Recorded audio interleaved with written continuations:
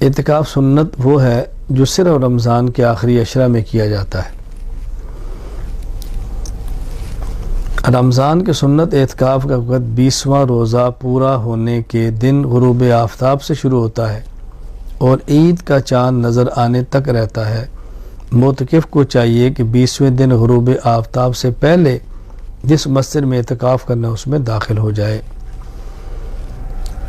یہ اعتکاف سنت مؤکدہ علی الکفایہ ہے، یعنی بڑے شہروں کے محلے کی کسی ایک مسجد میں اور گاؤں دیہات کی پوری بستی کی کسی ایک مسجد میں ایک آدمی بھی اعتکاف کر لے تو گاؤں میں کوئی شخص گناہ گار نہیں ہوگا۔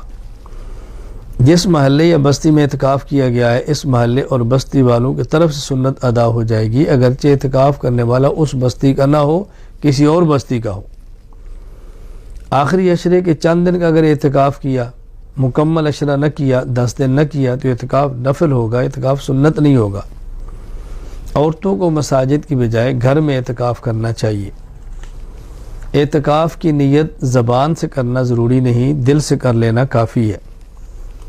آدمی خود اعتکاف نہ بیٹھے، پیسے دے کر کسی کو بٹھا دے تو یہ ٹھیک نہیں ہے۔ ویسے معتکف کو روزہ سحری کرائے، معتکف کو سحری کرائے، افطاری کرائے، اس پر ساری افطاری کا اجر ملے گا، لیکن کسی بندے کو پیسے دے کر اپنی جگہ پر اعتکاف کروائیں، اعتکاف بدل، یہ ٹھیک نہیں ہے۔ مسجد میں ایک سے زائد لوگ اعتکاف کریں تو سب کو مکمل اعتکاف کا اجر ملتا ہے۔ اعتکاف مسنون کے صحیح ہونے کے لیے چند ایک شرائط ہیں۔ نمبر 1، اعتکاف کرنے والا مسلمان ہو۔ نمبر 2، عاقل ہو۔ نمبر 3، اعتکاف کی نیت بھی کرے۔ نمبر 4، اعتکاف مسجد میں کرے، عورت ہو تو گھر میں کرے۔ نمبر 5، جنابت سے پاک ہو۔ اگر حالت جنابت میں اعتکاف میں بیٹھ گیا، اعتکاف تو ہوگا لیکن حالت جنابت میں مسجد میں داخل ہونے کی وجہ سے گناہ گار ہوگا، اس لیے جنابت سے پاک ہونا ضروری ہے۔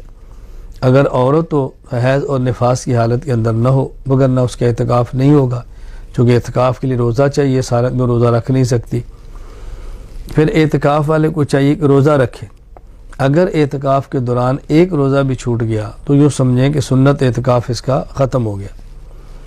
اگر کسی شخص نے پہلے 20 دن نہ روزہ رکھا نہ تراویح پڑھی، صرف آخری عشرہ اعتکاف کرنا چاہے تو یہ شخص بھی کر سکتا ہے۔ جس شخص کے بدن سے بو وغیرہ آتی ہو اس کو اعتکاف نہیں کرنا چاہیے۔ اگر اتنے کم درجے کی خوشبو سے ختم ہو سکتی ہو تو الگ بات ہے، ویسے اعتکاف میں بیٹھ کر مزید معتکفین اور نمازیوں کے لیے اذیت اور تکلیف کا باعث نہ بنے۔ اعتکاف کی حالت میں چند کام ایسے ہیں جو کرنے جائز ہے اور بندہ کر سکتا ہے۔ معتکف کا مسجد میں کھانا، معتکف کا مسجد میں پینا جائز ہے، معتکف کا مسجد میں سونا جائز ہے، ضرورت کی بات کرنا جائز ہے، اپنا نکاح اعتکاف کے دنوں میں مسجد میں جائز ہے، کسی اور کا نکاح ہو اور یہ نکاح خواہ ہو تب بھی جائز ہے، مسجد میں نکاح کی مجلس اس میں شرکت کرے تو بھی جائز ہے، معتکف کا اپنے کپڑوں کو بدلنا یہ بھی جائز ہے، معتکف کا خوشبو لگانا یہ جائز ہی نہیں بلکہ مستحب ہے، معتکف کا تیل لگانا یہ بھی جائز ہے، کنگھی کرنا یہ بھی جائز ہے، لیکن تیل اور کنگھی میں اس کا خیال کریں کہ بال نہ گرے، پھر ہی مناسب نہیں ہے۔ کپڑا ہو، تیل لگا لیں، کنگھی کر لیں، اپنے بال سنبھالیں، سنبھال کے باہر رکھیں، اس کا بہت زیادہ خیال کریں۔ اگر کوئی ڈاکٹر ہے اعتکاف کے اندر ہے، کوئی مریض آتا ہے اس کو چیک کر لیتا ہے تو حرج نہیں ہے۔ یہ نہیں ہے کہ اپنا کلینک ہی اعتکاف کو بنا لے، اعتکاف بھی اور کلینک بھی چلتا رہے۔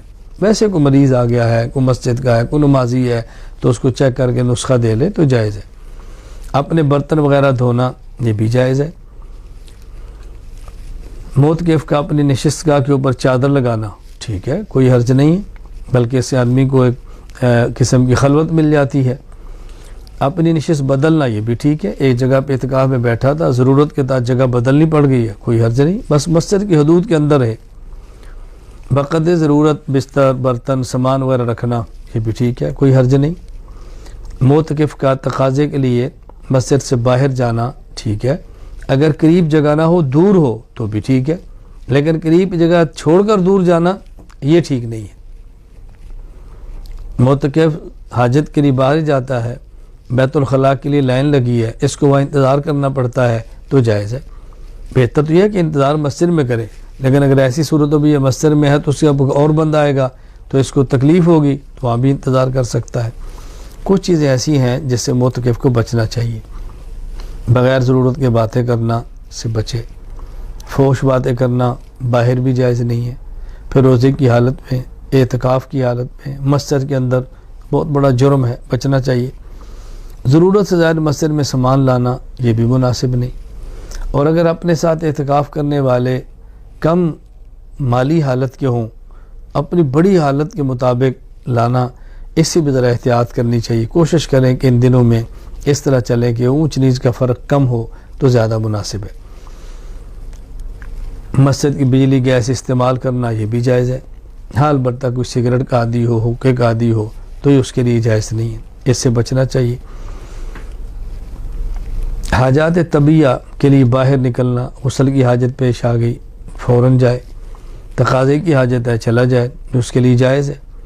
اگر کوئی بات کرتا ہے چلتے چلتے ضرورت کی تو کوئی حرج نہیں ہے، لیکن بات کے لیے مسجد سے باہر یہ بالکل ٹھیک نہیں ہے، یا وضو کے لیے تھا اور بات کی وجہ سے باہر رکنا پڑا، یہ ٹھیک نہیں، یہ ممنوع ہے، ایسا نہیں کرنا چاہیے۔ بس ان چیزوں کا بہت زیادہ اہتمام کریں، آداب کا خیال کریں، تلاوت کا خیال کریں، ذکر اللہ کا خیال کریں، اپنے آپ کو عبادات کے اندر مشغول رکھیں۔ میں تو ذرا سے گزارش کرتا ہوں، ہم نے اعتکاف کورس کے نام پر ایک کورس مرتب کیا ہے، تو اگر معتکف حضرات اس کورس کو منگوا لیں، مطالعہ کر لیں تو ٹھیک، سب سے بہتر ہے کہ کسی عالم کو جو ہمیں اعتکاف کورس کروا دیں۔ میں آئمہ سے درخواست کروں گا اگر آپ اعتکاف کورس منگوا لیں یا آنا میڈیا سروسز سے آپ اس کو ڈاؤن لوڈ کر لیں اور پرنٹ نکال کے رکھ لیں اور لوگوں کو پڑھائیں، تو انشاءاللہ اعتکاف کے مسائل بھی معلوم ہوں گے، عقائد بھی ٹھیک ہوں گے، احادیث بھی آ جائیں گی اور بہت سارے مسائل علم کے اندر آئیں گے۔ اللہ تعالی ہمیں آداب کے ساتھ اعتکاف پورا کرنے کی توفیق عطا فرمائے۔